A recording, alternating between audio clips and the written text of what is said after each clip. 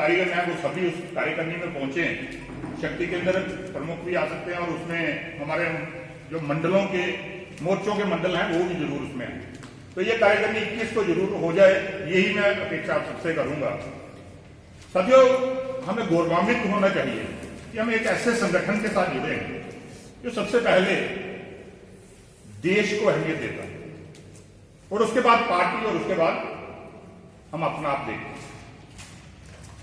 हमें वो समय याद है साथियों, जिस समय देश में हमारी सरकार बनी थी और माननीय प्रधानमंत्री जी, जब विधायक दल की बैठक हुई थी तो माननीय प्रधानमंत्री जी ने जो सबसे पहले लफ्ज उनसे निकाला था, उन्होंने कहा मेरी सरकार देश के गांव, गरीब और किसान को समर्पित है।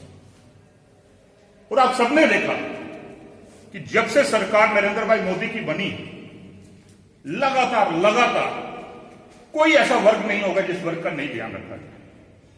आप एक छोटे बच्चे से शुरू कर लीजिए। छोटा बच्चा, मैं कहता हूं कि अगर आज एक किसी मां के पेट में गर्भ में बच्चा है, उससे शुरू कर लीजिए और एक बुजुर्ग तक हर वर्ग का ध्यान रखा गया। हर किसी को किसी न किसी योजना के साथ जोड़ा गया। साथियों, अगर हम देश के मान सम्मान की बात करें, जिस तरीके का मान सम्मान इन 6 सालों में देश का हुआ, इससे पहले भी आप जानते हैं कि हमारे देश की क्या हालत है। बड़े सारे ऐसे छोटे मोटे देश थे जो हमारे देश का नाम तक नहीं जानते। आज साथियों, दुनिया का कोई भी ऐसा देश नहीं होगा जो इस उम्मीद में ना बैठा हो कि एक बार भारत का प्रधानमंत्री आए, हमारे देश में खाली चरण ही रखे। एक समय वो भी था जब हमारे प्रधानमंत्री गुजरात के मुख्यमंत्री हुआ करते थे और दुनिया का सबसे सुप्रीम पावर देश अमेरिका उन्हें वीजा तक देने के लिए मना करता था। आज साथियों, वही अमेरिका सारे प्रोटोकॉल तोड़ के रेड कारपेट बिछा के हमारे प्रधानमंत्री जी का इंतजार करता है, क्योंकि हमें देश में एक मजबूत प्रधानमंत्री मिला। हमारे देश को एक मजबूत प्रधानमंत्री मिला, एक मजबूत सरकार मिली हमारे देश में। आज पाकिस्तान का हालत देख लीजिए, चाइना की हालत देख लीजिए। हमारे रेजोल्यूशन में प्रदीप जी ने जिक्र भी किया है।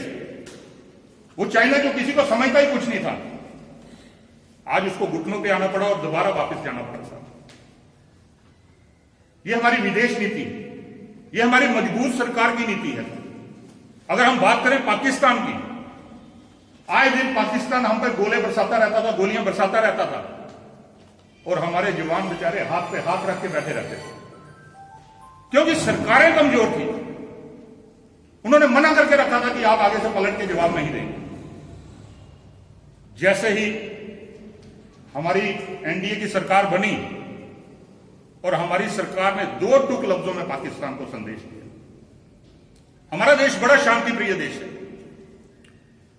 हम कभी भी किसी के ऊपर हथियार नहीं उठाना चाहते, लेकिन पाकिस्तान याद रखे कि अगर हमारी तरफ एक भी गोली आई तो हमारी तरफ से गोलों की बौछार होगी। और आप देख रहे हैं आज पाकिस्तान, दम निकल चुका है पाकिस्तान का और सफेद झंडे लहराने पर मजबूर हो गया है, क्योंकि देश में एक मजबूत सरकार है, एक मजबूत प्रधानमंत्री है।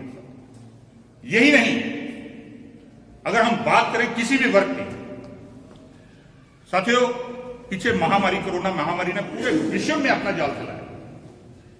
बड़े बड़े विकसित देश भी मात खा चुके थे, बड़े बड़े विकसित देश मात खा चुके थे, लेकिन जिस तरीके से माननीय प्रधानमंत्री जी ने इस देश को संभाल के रखा, वो सब आपके सामने।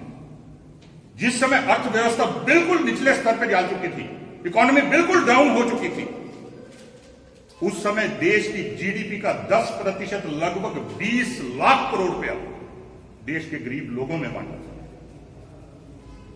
वो चाहे हम जनधन योजना के खातों की बात करें, हमारी गरीब महिलाएं, बहनें, हमारी माताएं जिन्होंने जनधन योजना में खाता खुलवाया था, 500 रुपया 3 महीने तक उनके खाते में डाला। अगर हम उज्ज्वला योजना की बात करें, साथियों, आपने वो समय भी देखा होगा जब हम लोगों को गैस का सिलेंडर लेने जाना पड़ता था और लंबी लंबी लाइनों में लगना पड़ता था। बड़ी लंबी लंबी लाइनों में लगना पड़ता था और शाम को गारंटी नहीं होती थी कि हम सिलेंडर लेके वापस आएंगे या खाली सिलेंडर ही लेके वापस जाना पड़ेगा। आज हर घर में सिलेंडर पहुंच रहा है। और अगर हम बात करें 1947 से लेकर 2014 तक 13 करोड़ एलपीजी सिलेंडर हमारे देश में इशू हुए। और अगर हम बात करें 2014 से लेकर 2018 तक, तो 12 करोड़ एलपीजी कनेक्शन, जिसमें से 8 करोड़ कनेक्शन बिल्कुल मुफ्त हमारी महिलाओं, बहनों को, माताओं को दिए। ये कौन कर सकता था? ये वही कर सकता था जिसने गरीबी देखी। किसे एहसास हुआ आज किसी मां को?